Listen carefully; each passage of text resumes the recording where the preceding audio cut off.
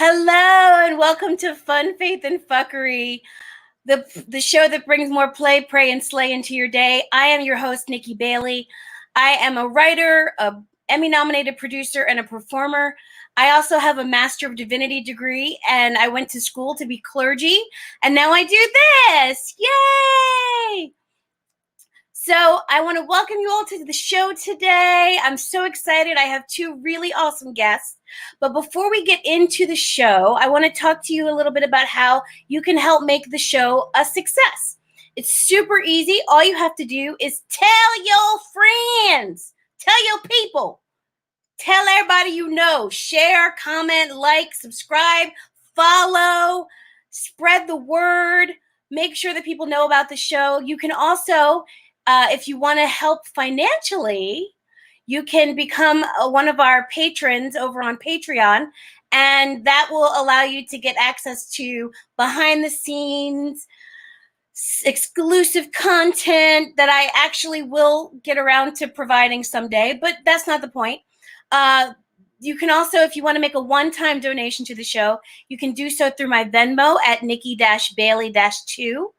And if you don't want to make a financial contribution, all you got to do is leave a comment, like, subscribe, and if you comment during the show, I can see your comments live, and you can be a part of the conversation. So go ahead and drop your comments in the chat as we're doing the show, and you can chat with us. Yay! So there is a universe of activity that is happening beyond your ability to perceive it at all times. Did you know that? So much is happening in you and around you and through you and for you.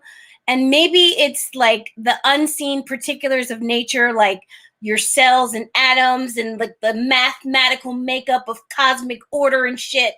But maybe you believe that things happen because of some new supernatural force, because of God or spirits or ancestors or karma or luck or the butterfly effect. Whatever's going on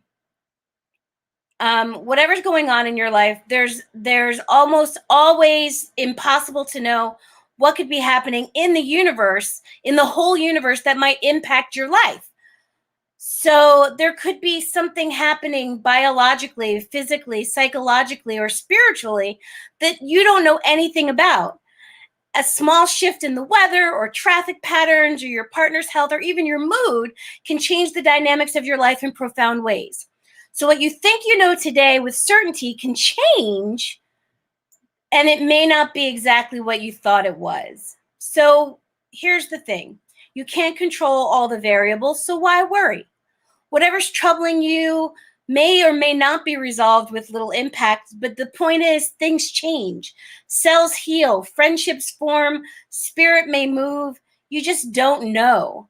So be open to the fact that, there's a lot that you don't know that's going on in and around you. Be open to the fact that the universe could be conspiring at this very moment to give you the very thing that you need or want. Be open to the fact that to the idea that, this door that you've been approaching is closed, but there might be a window opening somewhere else. The point I'm trying to make is there's so much happening in the world at all times. There's so much happening in the universe, and we never know how any of that is really going to impact us in the grand scheme of things, right? Like, little did we know back in December of 2019 that people were getting sick with some virus over in China. And now we've got a virus that we all know about that's impacted our entire lives, right? So we don't know what's happening all around the world. We don't know what's happening in the universe, but we do know that whatever's happening, your life can change on a dime. Anything could happen between now and tomorrow to make a huge difference in what's happening for you. So keep your mind open to the possibility that, shit's going to change. And the only constant in life is change. One of my favorite authors, Octavia E. Butler, she wrote these books, The Parable of the Sower and The Parable of the Talents. And in them, the cosmic order and shit. Yes, Robin Hancock. That is the actual definition of what it is. But the Octavia Butler book she talks about God being the only that God being change, and that the only constant is change. And so, like, find a way inside yourself to like make peace with the idea that whatever's happening for you right now is likely going to change. Whether what's happening for you right now is great, whether what's happening for you right now is shitty, all of it's going to change because there's things happening all over at all times that you can't control. So that's my little pitch for today. Just my little words of inspiration. I hope that's a little something that'll take you along the route for the rest of your afternoon or evening. And now I'm going to introduce my guests, okay? Because my guests today are a set of sisters that I have been looking forward to talking to for the longest time. So Annemarie Anderson has advanced degrees in both theology and pastoral counseling and spiritual direction from DeSales University and Newman University. While living in Philadelphia, she volunteered with the Catholic community Blessed Sarnelli in Philadelphia, where she led high school and college immersion retreats and provided rigorous outreach in the Kensington neighborhood and internationally, helping meet the needs of those most vulnerable. Now a stay-at-home mom, she will always be a social justice advocate and a fierce defender of what is fair and right in her free time, residing in the Twin Cities metro area of Minnesota with her husband and 2 grade school boys. Kathy Deitch grew up in the suburbs of Philadelphia and moved to New York to attend Wagner College, where she graduated with honors and received the Departmental Award for Theater. Kathy made her Broadway debut on the original cast of Footloose and later created the role of Shen Shen in the smash Broadway hit Wicked. You know Wicked. She made her LA acting debut at the Hollywood Bowl in Rent, directed by Neil Patrick Harris. Other credits include Silence, the musical, American Horror Story Freak Show, the thriller Loft, opposite Modern Family's Eric Stone Street, and Magic Mike XXL. After 12 years of Catholic school, she helped launch the Newman Club at Wagner and wrote a wedding mass with her longtime collaborator, Jason Sorrell. So please help me welcome Annemarie Anderson and Kathy Deitch. Hi, ladies. Hi. Kathy, I can't hear you because you're muted. I was being so respectful. Hi. Hi. I was just saying my friend Jason is gonna be so over the moon that you pronounced his name French. Because he is French Canadian and we say Sorois, but it's Sawa, and you did a perfect job. Thank you. Yeah. I like to be fancy whenever I get a chance. You are. So fancy. Welcome to the show, lovelies. Thank you. I'm so happy to be here. Pleasure to meet you. Finally. I know Kathy, but I'm meeting Annemarie for the first time today. But we have been trying to connect for the longest time because we have stuff to talk about. So we're going to talk about it today. So let's start with you all tell me about how you were raised. What was your spiritual life like as youngsters? It might be a little bit different for me than it was for you. We're 6 years apart. You can guess which one is younger. Can you? Probably not by looking at us. I'm not answering because I don't know. So there it is. No. I'm older. You're the older one. So Kathy, you go first as the older sibling. What was it like for you growing up in your house? What was your spiritual life like? Well, my dad was raised with a Jewish father and a Catholic mother who married and no one wanted it, I guess, and she got kicked out of the church for being divorced. So they sort of raised their boys like nothing and everything, at once. So my dad met my mom, and my mom was very Irish Catholic devout, and said, I need you to be Catholic if we're going to get married. And my dad said, sure. And he had to receive all of the sacraments. So I have my mom whose history is deeply steeped in Irish Catholic culture. And then my dad, who sort of introduced to it in the 70s, like in like 1970. So when all of that like hippie guitar mass movement was happening after Vatican II. Nikki, you're from Philadelphia and you were raised in Catholic church at first? No, I went to Catholic high school. Oh, that's what it is. Yeah. I knew we had like a Archdiocese of Philly thing connection, but yeah, so, so I have my mom who's like in it to win it, and my dad who's like learning it. So then that sort of makes you sort of raised with there was like a bit of a fervor. Like my mom was into it, and my dad still is, and my dad is going along for the ride, still is, and so they did the marriage encounter and the pre-Cana, all the 70s pre-Cana counseling and all that stuff. Yeah, they did all those groups. So, I had a really like hippy dippy relationship with God. It was never, looking back, I guess we had Immaculate Heart of Mary nuns who are sort of notorious for being hardcore, but we had young ones, old, but mostly young, that I remember and affected me deeply. And they were just cool. Like they're like the nuns on the bus. You know what I mean? They're like the nuns that are the social justice warriors. And that's how my parents saw the world. They were very much on the social justice side of Catholicism, which was going through this like renewal at the time.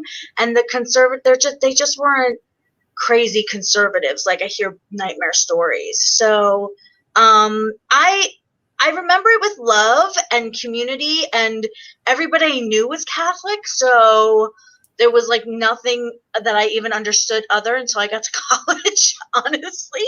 Except for my dad's side of the family, a couple of his brothers married Jewish girls. So every now and then we go to a bat mitzvah, and like every now and then the aunts would send us home with like Jewish children's books, and they were great. So, yeah, I don't know. And how would you describe it? Yeah. So my childhood memories are that it's our religion was less about the rules and more about the ritual that brought us together, the community. So we had Seders growing up because that's part of the Christian story, and also a tradition for my dad. And we everything we did, we prayed before dinner, and it wasn't just like saying grace. It was like we held hands, we said the blessing, we all went around the table and said a little something. And we still do that. We still do that when we're together. Yeah. And it was always like we prepped our friends. Listen, if you're coming to my house, these are things you're going to have to do. But it was always about community and how we best love one another. And that's why all the things made sense to me, because they were all in the same spirit of that context. Yeah. So did you all go to Catholic school? Did we go to Catholic school? I'm the black sheep of the family, Nikki. I only went 12 years. Denny didn't even go to high school at Catholic school. Denny did. That's true. Denny's probably that's my oldest brother. He probably is the real black sheep. But my sister did grad school and undergrad in Catholic college. Kindergarten through my master's at Catholic school. Yeah, and my brother Sam as well. So, they're no joke. So, Annemarie, you went to Catholic college and Catholic grad school, and you studied pastoral counseling. Now, in the Catholic Church, you can't be a priest. Nope. Did you have like a goal in mind? What did you want to do with those degrees? I don't know what my goal was in undergrad, but I did theology because I liked it and I was good at it. And I went through like a woo Jesus girl phase, Jesus woo girl. It was pretty hardcore. It's a lot of then, Christian music, Nikki. It was a lot of Christian. There was a lot of hands raised and a lot of Sandy Patty. I was more modern than Sandy Patty. Okay. But although, come let us worship the King. Jesus, our Savior, is born. Don't throw. Listen, I love me some Sandy Patty. I'll sing Sandy Patty. Sorry. But I think so I started actually going for an MDiv, and then I realized I don't want to be a theologian. I want to be, I want to work in pastoral care. I want to actually help people. So I went for spiritual direction. Theologians don't actually help people. I mean, they write books and teach classes. And so I was like, I want practical concepts and actual use of all this information. So I switched to the pastoral counseling and spiritual direction with the goal of being a spiritual director, or possibly working like as a hospice chaplain. A little bit harder to do than you think for a Catholic woman. So it's possible. You can do it. It's just not as easy when you're not a nun or a priest. Right. So they kept giving all the jobs to the nuns and priests when I would go for jobs. Even teaching, I'd go for teaching jobs and I'd lose them to nuns all the time. I was like, now, had you ever considered being a nun yourself? Third grade, Sister Mary and Elizabeth, who is now an Episcopal priest. So, and I love her, but she tried real hard to get me to be into that. And I was like, nope, I am having babies. I knew from like the day I was born, the thing I wanted to do in life was have a baby and be a mom. To be fair, Anne, they tried that trick on almost did it to everybody. But I was like, you went to Catholic school and they smelled a little bit of like you're buying into all of this. Like they shipped you off to go see Immaculate Heart of Mary, the college, Immaculata College. Oh, so for a visit, yeah. But they hounded me quite a bit. And I think because I definitely showed an interest where everybody else was like, oh, religion. I was like, you can cheat off me. I'm going to get all the answers right. Yeah. And it was the only subject I did well in. So, Kathy, what about you? Did you ever have any vocational call toward a spiritual vocation? It's weird because they in Catholic,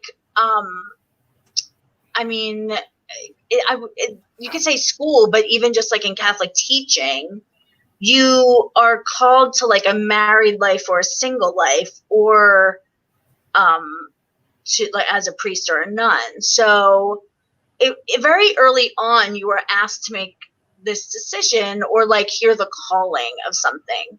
And I knew very young, like I had my first boyfriend, can you call them boyfriends? A guy I slow danced with at the dances, Matt Guy, when I was in 8th grade on the regular, who felt my butt and I had a nervous breakdown. So he like, I knew then, first boyfriend, I don't know if I want to be a married person. Like I was very clear, very young that I had that feeling. And, at the time, like, what are the options? Like, when you're 14 and in Catholic school, the option is to be a nun. I can't say that I didn't seriously consider it, but I what I found out quickly was that my calling and my vocation was theater and music. So, and the show Godspell was the thing that made me solidify that, actually. So religion has always, faith, spirituality has always had such a heavy hand in my decisions, even as an actor. And it's so funny. I love when people read bios because, you forget your life, right? Like I'm getting up there and you forget the stuff that you've done. And when I hear it, it's like these really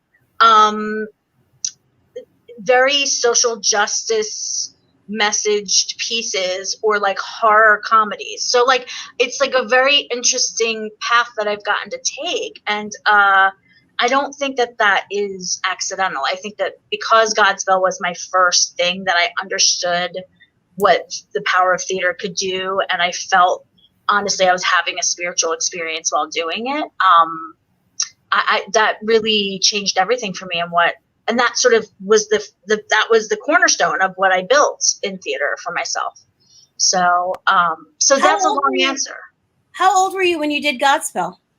I was a senior in high school. And were you aware of it in the moment that this was a spiritual moment for you? Very much so. I mean, I had done musicals at the all boys Catholic school, St. James, and it was not because I had a love of theater. It was because I wanted to hang out with the boys. Like, it was very clear that I was boy crazy. So when I did Godspell at my high school, which is a co-ed high school, by the way, Cardinal Hara, I really did have, like, the material and our rehearsal process really worked on me, and I felt myself change and transform. And then more importantly, when I was on stage having my actual feelings about God and Jesus and all of it, I felt the audience feel like reflect that back at me. And I was like, oh, if this is what theater is, I want to do this. Like, and it was really profound. I had a very, very profound spiritual experience doing that show. I have to say, as someone who both performs and has a religious calling, there is so much overlap and similarity between the calling for performance and the calling for ministry. Have you guys ever talked about that before? Like, sister to sister, have you ever talked about the similarities between the callings that you had? I don't think we have. I mean, maybe not, like, for sure, not maybe as like an overall, like, back it up, like, big picture thing, but definitely I think my family, although they might not get everything about being a performer, they do understand the part that is like, I can't do anything else because I felt like I was put on this planet to do it. And my family does, and I would think maybe you would agree with me, you all understand that it's a calling. Like, they don't, but I feel like all of us feel like our jobs are callings, don't we, Anne? I mean,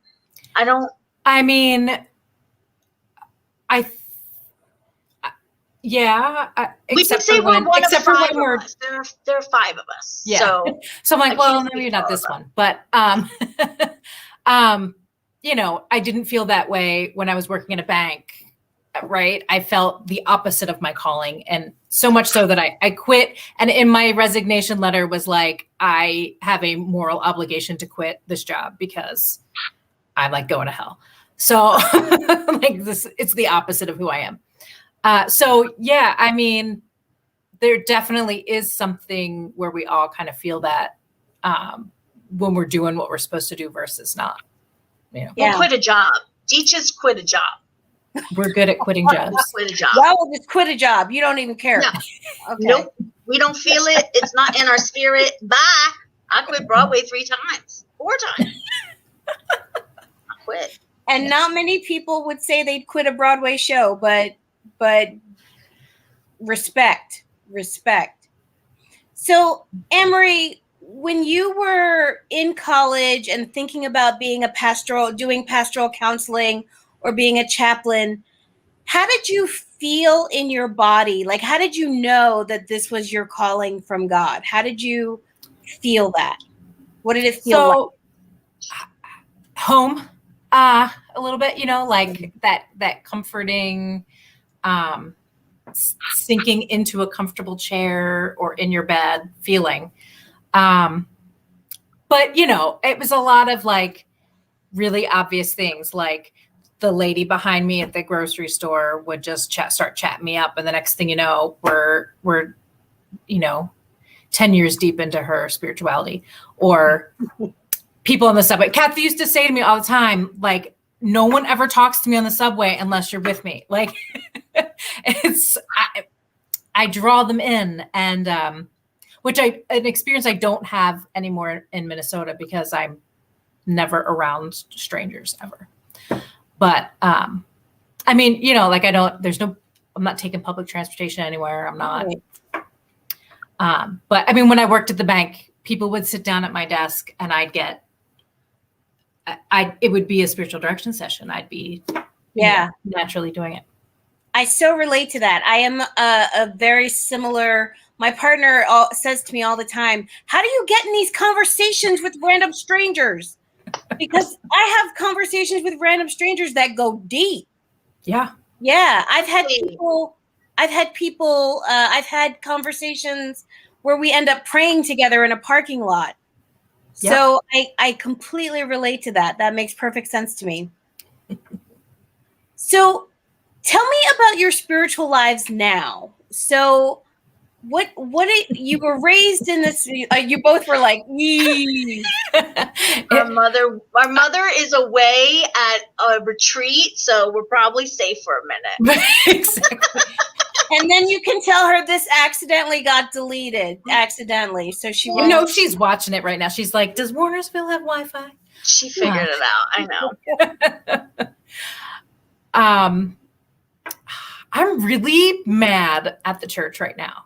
Yeah. At the Catholic Church. And I'm really struggling because my beliefs haven't changed, the core, but all of the man-made stuff has me real angry, and I want change, and I'm really struggling right now with that. And I don't have my own spiritual director here yet, because I've been hiding under a rock for the last 6 years with my kids. So things I need to work out. I might be calling you out, Nikki. Holla at your girl. We could talk it through. I told you this should happen. I know. It's funny, Anne, because I feel the same way, and it's been this way since, I moved out here 11 years ago now, which is so bananas. I lived in New York for half my life, and now I'm out in LA. And very quickly after I moved out here was when, the big story out of Boston with all of the priests was sort of like exploding, and it started to happen in Philly. And names were named, names of priests at my high school specifically. Yeah. There were two in particular that made my life miserable. And now I'm like, oh, now I get it. I knew in my heart you were not a good person. So you felt affronted by my 15-year-old intuitive self. So, like one in particular, like I saw 4 periods out of 8 periods in sophomore year of high school, and like made me want to end my life. Like it was bad, like spending that much time with him. So this priest was someone who was accused of child molestation. Yeah. Mm-hmm. Yeah. So that already made me livid. And then when the church decided to change all of the language to this crazy patriarchal throwback of like gobbledygook, like it just, the real translation of what the mass is supposed to be. In the middle of this, they decided to pull this power move. I don't know. And I got really frustrated back then. And now it's just like stuff piles on, and like, as we're looking at society and all of its horrible, systemic racism problems, like the church has crazy patriarchal systemic problems. And Catholicism is my first language in faith. So it will always be the center. It will always be the core. But I definitely have gotten more in touch with my ancestral, we come from pirates in Ireland. Like that's like our family on my mom's side. And I took a trip with my mom to Ireland a few years ago, and was like on the shore where like the Grace O'Malley is like, we're from where she's from, and they were well-rounded, and it is the land of druids, and there's something about that earth that like allowing the earth to sort of lead you to to God, I guess, for lack of a better word, to oneness, to whatever you call it, to creator. Like there's something about it that really speaks to me, and I feel like it's because it's in our DNA. And so I definitely have gotten more metaphysical with my spiritual life and practice. Like right at 7 o'clock, I have to go to a meditation. But to me, it is still all connected to being Catholic, because that's my first language. Look, Mary. And with my signature and my stained glass earrings. Because I am Catholic. I can't act like I'm not, but I definitely add in all of those Druid, ancestral practices. I'm like I'm exploring that a little more. Which is interesting, because so much of Catholicism was kind of built on top of all of that, right? Mm-hmm. So much of it is very kind of syncretized to these sort of old pagan rituals and pagan systems. How about you, Annemarie? Are you still Catholic? What's your spiritual life like now? Yeah, I would still call myself Catholic. I have been enjoying the dispensation through the pandemic, so I don't have to be angry on the Sabbath. But I really believe that there is not one right way to God, to know God, or one right language for God. So, watching your shows and hearing, I agree with like every person. I'm like, yes, that's true, because it's all true. Yeah. I mean, I just don't think that there's like my way or the highway. So, so I do embrace whatever comes my way, and however God wants to speak to me, or get to know me, or allow me to get to know God. I go with it.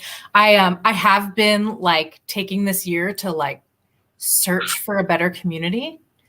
And I've just been waiting for them to actually like open and let us in. So, because, we talk about social justice,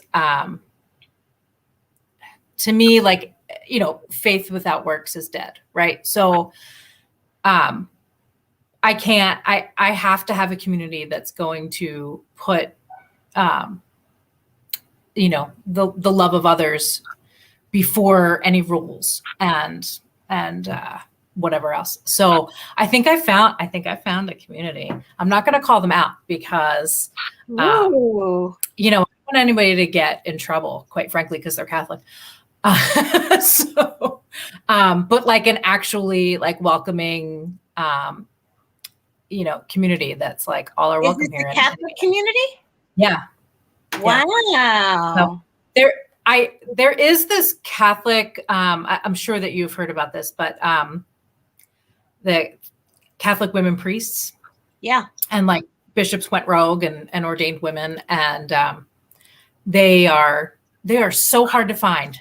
So there's like one group in Minnesota that like meets in someone's house sometimes. So I was like, I would love to like get in on that. But they're not manifested enough here in Minnesota. Yeah. But. I have some connections. Let's talk about, remind me that I can connect you to some people who might be able to help you navigate that. So Annemarie, you have 2 boys. Now, have they been raised with religion? Have they been raised with a spiritual or faith tradition? They are baptized Catholic. And they started coming to church with me in the beginning. My 6-year-old, soon to be 7, has autism that is really obvious. And my younger one, who's a year younger, he may or may not be on the spectrum. That's under question right now. So they're not the best at sitting through church. Yeah. And we got yelled at a lot. by the crazy, old people who were mad. And then I was like, this is an injustice. And the church I was going to was like, yeah, it's really important that just like you want them to be patient with you, you've got to be patient with them. And I'm like, they yelled at a 5-year-old autistic boy. Like, so they don't come to church with me all that often. But we talk about God and everything's just kind of matter of fact here. My husband he calls himself agnostic mostly because he learned that word. So he's like, yeah, I totally. But so he's not passing anything down of interest. But so yeah, they don't really have a strong anything right now. Like I can't send them to Sunday school because the church doesn't have like the ability to handle them. Yeah. So then you get into issues of accessibility, which is another area that churches fail really, really hard. Yeah. Really I mean, hard. especially the Catholic Church, as like, I always like assumed my kids would go to Catholic school. And, as soon as we got that diagnosis, I was like, well, that's not going to happen, because they just don't have the resources for it. So we got this really great comment. The church, Jesus said, suffer ye the little children to come to me as long as they are silent and don't be partakers. Amy, that is very correct. Amy's right on point with that one. Yes. So when you guys were kids, you talked about how you would say grace before you ate and everybody would say something.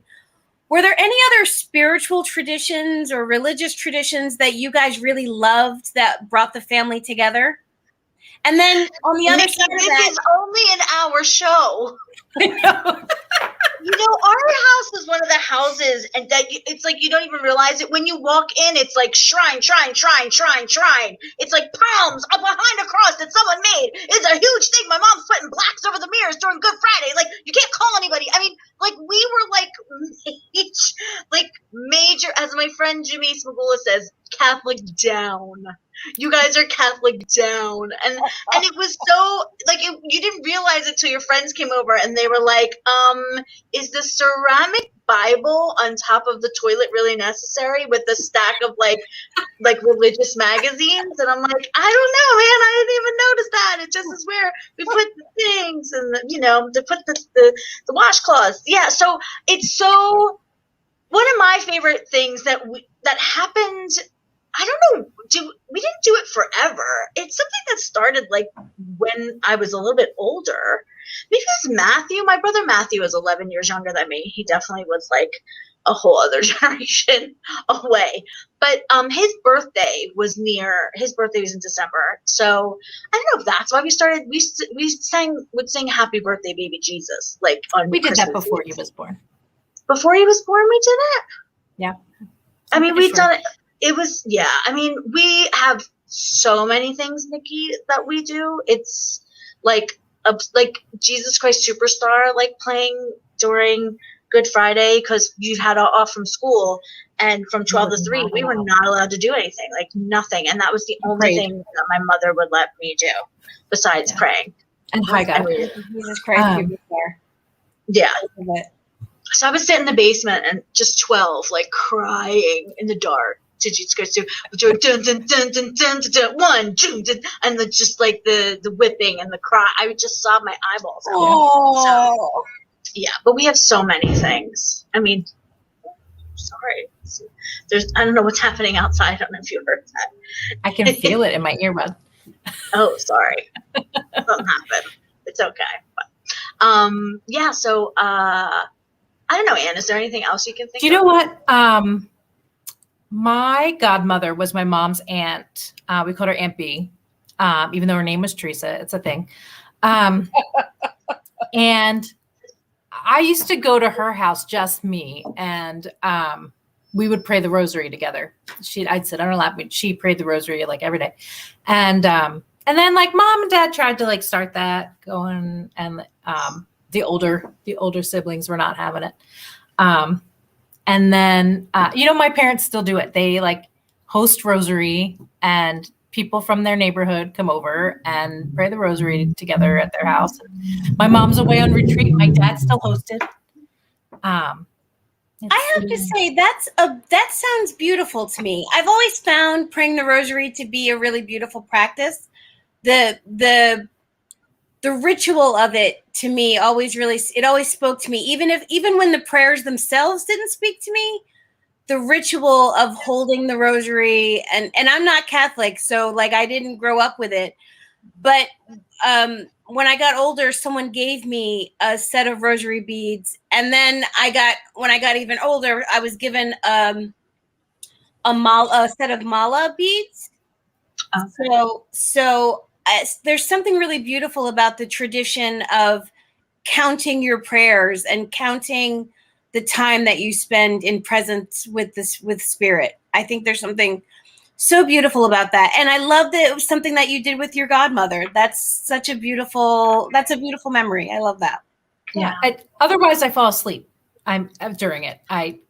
Like when I was having trouble sleeping, I would I'll say the rosary. That'll make me fall asleep. That'll make me pass out. Also, being the theatrical family that we are, there was a living Stations of the Cross every Holy Week at our grade school. The 8th graders put on. And my dad, of course, he's a costumer for the Mummers Parade, and those of you from Philadelphia or around those parts know what that means. So he found bleach bottles and made them into Roman helmets, and everyone was like, and there were mirrors on the thing. I mean, oh my God, I love and they it. stayed at that school forever, but they put on that living Stations of the Cross forever. It was and I was so mad I was not Mary. And they made up a part. This never happened ever in the history. I think I did it 8th grade and then no one ever did it again. But they decided that after Christ died in the dark, I would come from the back of the church, and with one of those old school 1940s holding the box with the microphone. Actually, maybe it's 60s. PA speaker. I would holding this, going down the center aisle, singing "Pardon Your People," and I had to sing 85 verses of it until I got. It's the longest aisle ever. Ann knows, she got married on it, and I didn't.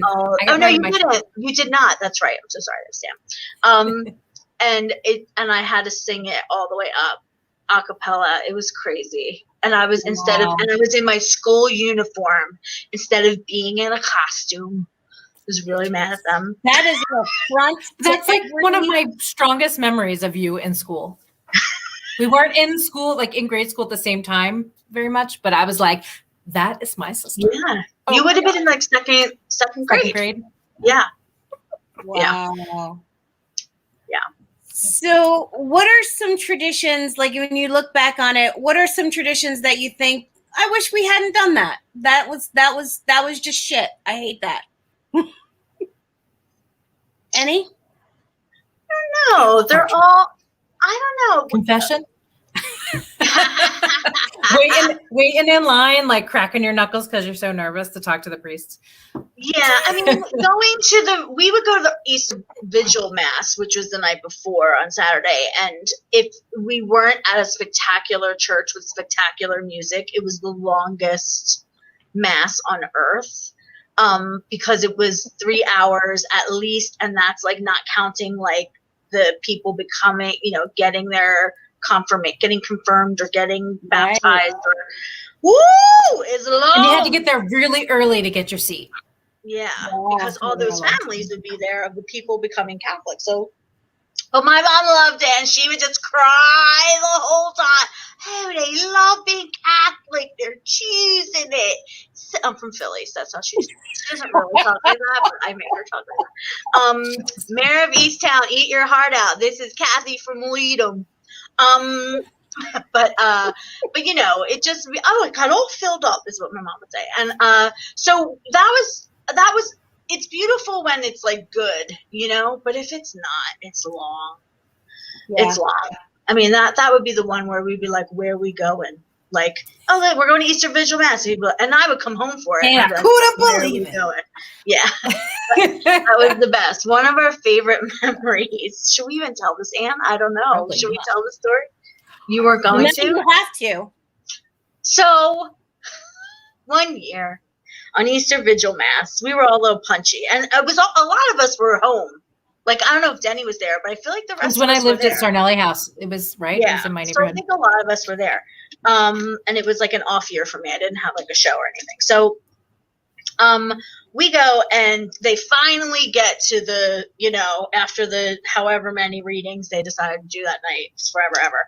And this deacon was amazing, and he was like so like when he would read, he would be like so dynamic. And do you remember where he's from? I'm sure you worked with him. Do you remember where he's from? I don't want to say the wrong. I don't want to say the I wrong. know. I don't know if he was Mexican or El Salvador. I feel like I did. Most of the neighborhood was Mexican, but I don't want to make. Yeah, but so he was reading. He was talking about the Marys going to go, you know, change the cloths of Jesus, and that the stone was rolled away. And when I look, and literally, this is the dead on reading to this day. I swear he said it exactly like this. And when they looked into the tomb, they couldn't believe it. And like He was so animated. So we were like, legit. yes. We were like, and also like so punchy tired, and everyone had traveled to be there, and it's like hour 3, and we're just like shaking with laughter. And all like literally to this day we could just call up someone and go, and I couldn't believe it, and that's it. Like we just laughed. So yeah, there's a lot of those kind of memories. Yeah. We were very bad at church a lot. Yeah. My brother Matthew stood up at like 1 years old, and was during the dinging of the bells when they hold up the Eucharist. He like was playing, not paying attention. All of a sudden, stood up on the pew and went, "What the hell is that?" And we were like, my dad like taking him like a football out of the church. Yeah, there's a lot of those. I love infant outbursts in church. My little cousin, who is 3 now, but at some point was getting in trouble in church, and she yelled, "Somebody help me!" It's the best. I love kid outbursts. Those are my favorite in church. Exactly. So I'm going to put you on the spot and ask you, do you have a favorite story that you learned from the Bible when you were a kid that's still something that you still remember and think about? I got a long list of them. Go on. Say it. Well, you know, as far as when I was a kid, I have like this really vivid memory of learning about Zacchaeus and singing the Zacchaeus song and all that. I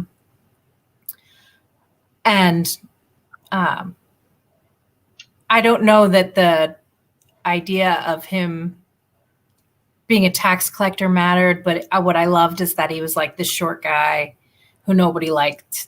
And Jesus was like, "I like you," you know, and it didn't necessarily make him more popular. He probably had to go into hiding after that, but, but, you know, he, you know, felt love, and I loved that. But then by the time I got older, I became a romantic, and Song of Songs became my jam. Ooh. Yeah. Very romantical. And that's the mass that I wrote. The Catholic mass I wrote is the Song of Songs for the song. Yeah. Wait, you wrote a Catholic mass? Tell me this. You this. read that in my bio. Read it. She didn't listen to herself. You really read it with conviction. You are an actor. Wrote a wedding mass with her longtime collaborator, Jason Sorois. Yeah. Oh, yeah. That's beautiful. Yeah. And it was based on Song of Songs. So what about you, Kathy? Do you have a favorite Bible story that you remember? I was sort of, when I was getting confirmed, like that time, the period where they prepare you for your confirmation, I didn't ever do anything half. I was always full out Deitch, just in case you were wondering. My mom was like, you had the same assignment as your brother Denny, which was write your life story, like in like just like in a make a book out of it. She's like, yours was like 45 pages, all colors, every little detail of your life, pictures. Denny's was like 4 sheets of paper. And it might have been bullet pointed. I did this, I did this, I did this. So I was very into my confirmation. I was very into my patron saint, Saint Cecilia. And I was really, really taken by the first 2 books of the Acts of the Apostles. And I love the fire that came to them. I love the wind and I love the doves. And all of that that symbolism stays with me. And whenever I feel wind, I pay attention. Because I really do feel God in the wind, and fire for sure. Like when I want to sort of create a space for like prayer and intention, and just like connection with our oneness, I tend to light candles. It's like all still a thing. So I really love those stories. I mean, obviously the Doubting Thomas thing, always, that even somebody who knew somebody like, who was close, who was one of the 12, like you could still like mess up, you could still like question.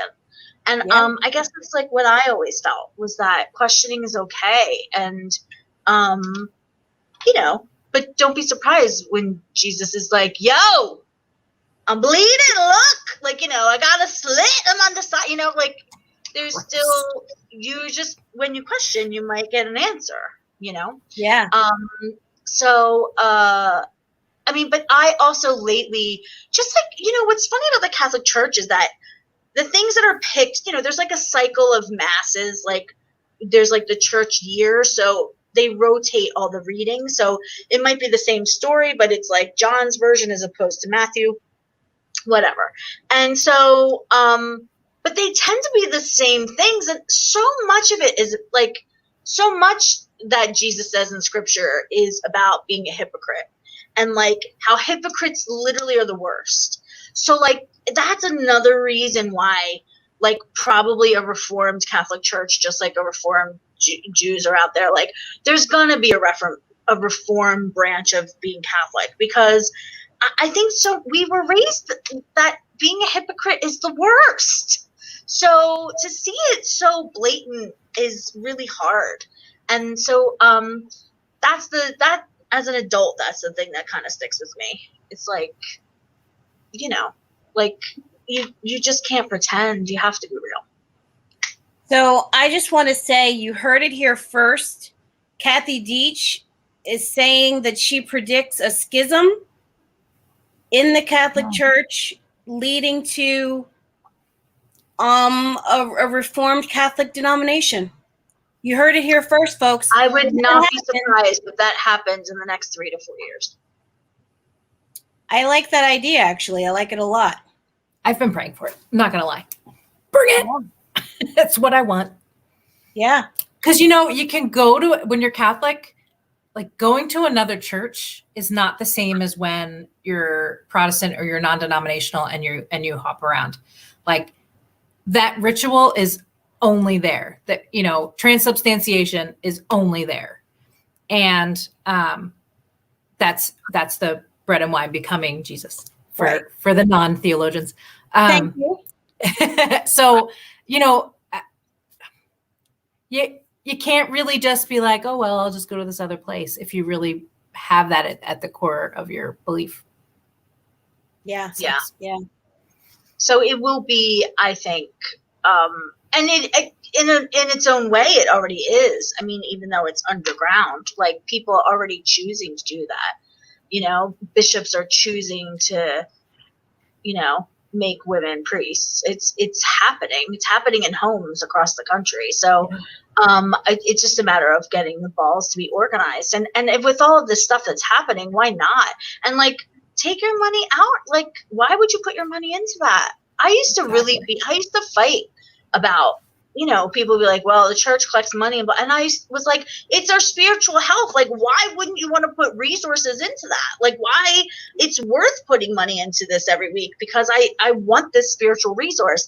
But now I'm like, we could put money somewhere else. Let's and I think that a reformed Catholic denomination is, I really do think it's like the solution. Yeah. And it feels imminent. It feels like that's gotta happen almost to see the change that we all believe in and want to see. Yeah. I thought when we were gonna have 2 popes, we'd do it, but I know. Right? I know. He just had surgery. I like this pope. He just had surgery. Bless his whole. Bless his heart. I think so. Bless his whole. I did say bless his whole. Bless his whole? I did say that. It was on That's his what he had colon. surgery on. Bless his whole. Bless his holy hole. What did he have surgery on? On his His colon. colon. Nikki, on his colon. Literally, she means his butthole. His holy hole. Bless his holy hole. I'm sorry. Oh, This is the problem. This is us at church. this is bad. I Yeah. want to go to church with you guys and enjoy the Deitch family jokiness, because that sounds Ooh. fun. I have so many If more you ever did a Philly Christmas, if you ever were home for Philly and want to do Christmas Eve with us, it's characters. Yeah. Oh yeah. I'm inviting myself over. There we go. Please. I have so many more questions for you, but we don't have any more time. We talked So I want to invite you to come back either individually or together, because I literally have like a whole page full of other questions based partly on what I know about Kathy, but also based on what I want to know more about you, Annemarie, because I haven't had a chance to really spend as much time with you, and I have so many more things I want to talk to you about. So in the meantime, though, tell people where they can find you. You can find me commenting on Kathy's Instagram at Plus This Show. Supporter. Annemarie has her own thing going on, even though she acts like she doesn't. First of all, Nikki, you put together the cutest reel of us. Like, that was to the sisters. It was so sweet. I can't even stand it. I am at Plus This Show. Abby. I didn't even bother to put my name. How rude. I just found out I got nominated for an award. So that's crazy. And for best podcast. And I'll announce that when they announce it officially. But Nikki also has part of that, because she's been a co-host and a guest co-host as well for me, especially this last season. So definitely find me there. We do talk about spiritual stuff, especially about bodies and about, just like how it's such a moral thing that people make bigger bodies feel like you have like a moral issue. So like that comes up a lot in our show, about feeling like we're disappointing God because of our bodies. Right. And just like coming to grips with that has been real. And also I'm at La Deitch. If you go to Plus This Show, you'll see La Deitch in the thing. In the bio. But and things there are less organized. But I'm Nikki anytime you want. But I knew this little duo had to happen. I knew Oh this yeah, definitely. And we definitely need to talk more. Annemarie and Kathy, thank you so much for joining me this evening. I'm so glad that we got a chance to talk about growing up Catholic and where you are now. I'm going to take you off screen, close out the show, and then I'll catch up with you all later. Thanks so much. Good. Thank you, Nikki. That is our show for today. Thank you all for joining me. Thank you to Annemarie Anderson and Kathy Deitch for being my guests. Again, Don't forget to like, subscribe, follow for to support the podcast. And remember to get your play, pray, and slay on, and sparkle as you go. It's been a blast. I'll see you guys next time.